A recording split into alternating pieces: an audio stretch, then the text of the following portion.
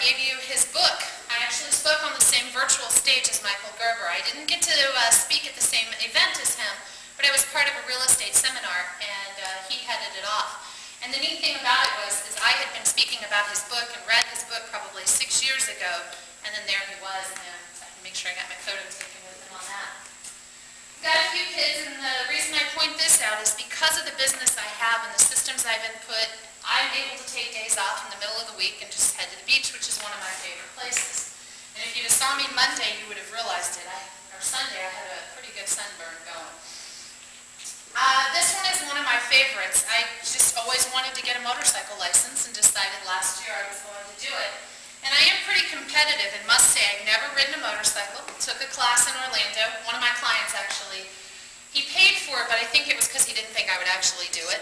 He kind of dared me to do it. Going now or deal in the next couple of weeks or months, we're going to give you some information that's going to help you with that, or I am.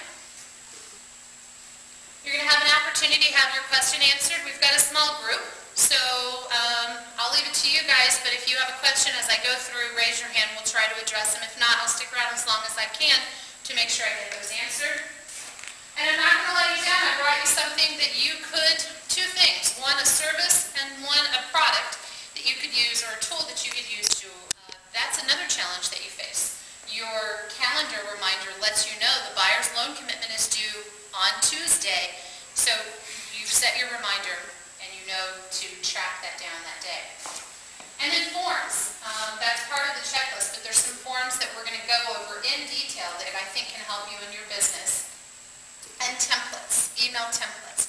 Anything that you can template, anything you can systemize, anything that you can minimize, repeating, doing the same thing every day over and over can save you a lot of time. And, saving a minute here, 2 minutes here, 5 here, it adds up, okay? I call that free time or fun time. The more of that work time you can save, I suggest you reinvest back in fun. So, specifically on systems, this is a checklist, and this is what I call a checklist kind of on steroids. There's a lot of information here, but it is a central landing spot for everything that you're going to need specific action. Having them in one place where you can look at it and you can check it with your settlement statement can not only save you time, but can also save you money and prevent errors.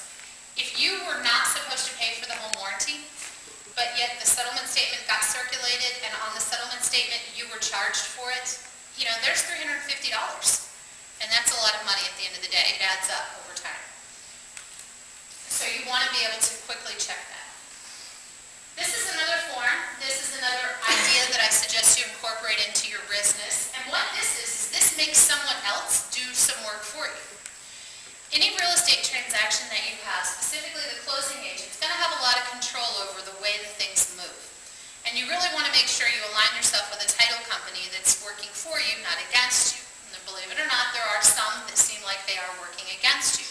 Specifically REO title companies, but we're not going to go on that fit right now.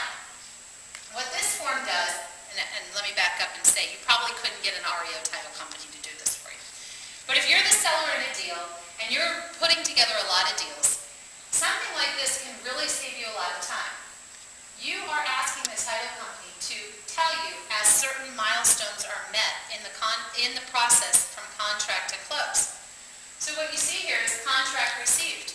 Well, you fax it over. Sometimes you don't know that they got it, or you got a confirmation, but they didn't give you anything back.